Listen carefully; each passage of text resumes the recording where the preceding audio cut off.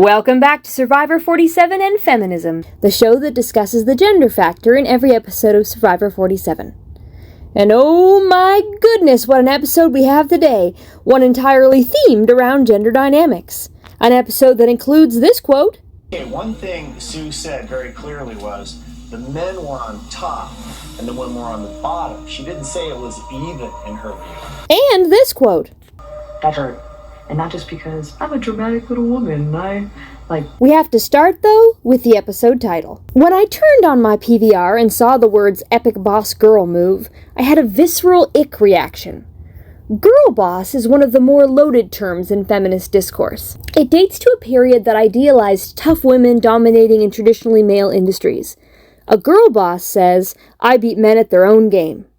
More recently, intersectionalist feminist thought has focused not on winning the game, but changing the game, dismantling rigged systems to create a kinder world for all. To quote Judy Berman's 2021 article in Time, a young generation that's more critical of capitalism and empowerment feminism has turned girl boss into a joke, a meme, something hopelessly chuggy, to use Gen Z's term for passé. Movies and TV have begun to reflect that trend, questioning the use of feminism to justify greed, exploitation, and narcissism. In this episode, the title quote comes from Sue. honestly, it'd be an epic boss girl move. Notice that she doesn't quite say girl boss, she reverses the words. Survivor loves a malapropism as an episode title. When a castaway misspeaks, that can breathe new life into a dead cliché. That's why Season 45's episode titles include Thorn in My Thumb and Following a Dead Horse to Water. I do think Sue intended to say girl boss, though, and that she meant it sincerely. Sue has another quote this episode in which her thinking definitely aligns with girl boss feminism. Watch her express frustration with men while specifically emphasizing her individual achievement in a male-dominated industry. These bastards, they don't even realize that I am somebody to begin with. I had the best job ever out of all of them. I'm a pilot and own a flight school. It's just such a lack of respect. The previous episode of Survivor discussed generation gaps in the context of trivial differences like short-form video sharing platforms. But people from different generations do also tend to differ on big philosophical questions, like the objectives of feminism. Looking back, I think Heidi's Season 44 Final Tribal Council speech fell flat with me, and the jury, in part because she came across as an out-of-touch girl-boss feminist. It might be hard for Sue to win Survivor 47 if she doesn't update her approach to gender issues while on the island. As for my personal quest to become a more compassionate viewer, the next time I hear a castaway say something that makes me ill, like girl boss, I'll consider their age and background, and whether the word might mean something completely different to them than it does to me. As for the epic boss girl move itself, voting out TK, the first thing I want to say about it is that it provides evidence of the theory I mentioned in the last episode. I submit that the editors of Survivor are skilled enough to notice naturally occurring metaphors, and include them in the show just as slickly as screenwriters put metaphors in works of fiction. Watch this very first Tuku scene of the episode, but with the metaphorical reading that the big crab is Big Man TK. Oh, huge crab. Oh my God! Should we grab it? Oh my God! Yeah, the pinch are huge. Okay, I got it. Oh my goodness! Steve has caught the biggest crab I think I've ever seen. Really? That's a boy. Oh, I need that right there. That's a good start to the day. So, how does the Big Crab's Boot episode perform on my 3-point metric for assessing the betrayal of women on Survivor? Do the female castaways 1. Have conversations about topics other than men, 2. Have strategic conversations, and 3. Articulate their approach to the game in confessionals? This episode does score 3 out of 3, but the 3 scenes that I want to highlight that satisfy the criteria also contain some questionable gender commentary. The following Bechdel test passing conversation is unusual because the show explicitly mentions that it's a conversation between women. I wonder what they have to talk about for a long time. Girl stuff. Talking about their hair. Yeah. I feel like if there's like a crook of a tree or is that like the base of a tree. Yeah. I just feel like it'll blend in so easy. Yeah, I mean, it's a tiny piece of parchment, right? I can't find anything ever.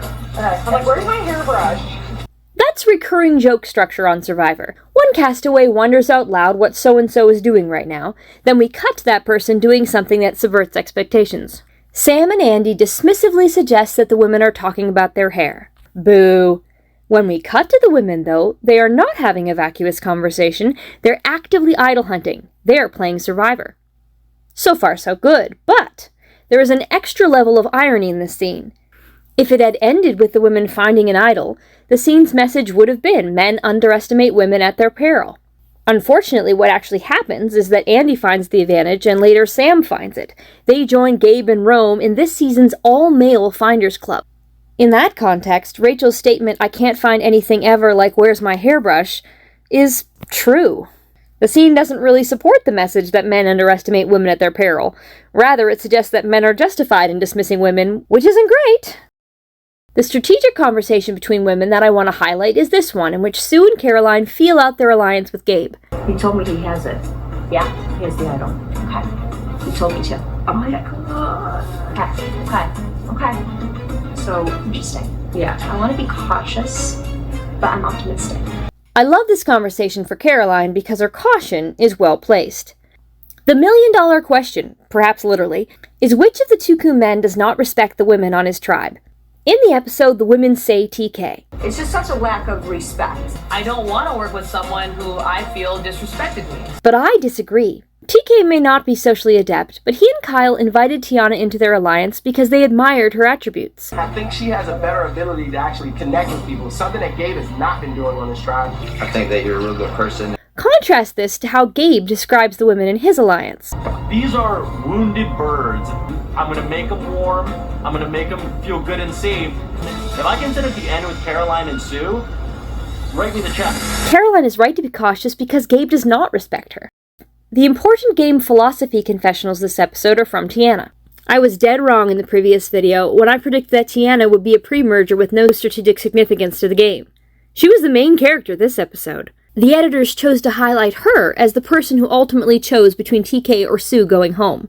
And, of course, they framed it as a conflict between emotions and strategy. Tiana lays it out. When I came out here, I knew that I wanted to be a player that separated emotion from gameplay. I could not like you, but I could work with you. TK is like one of those people that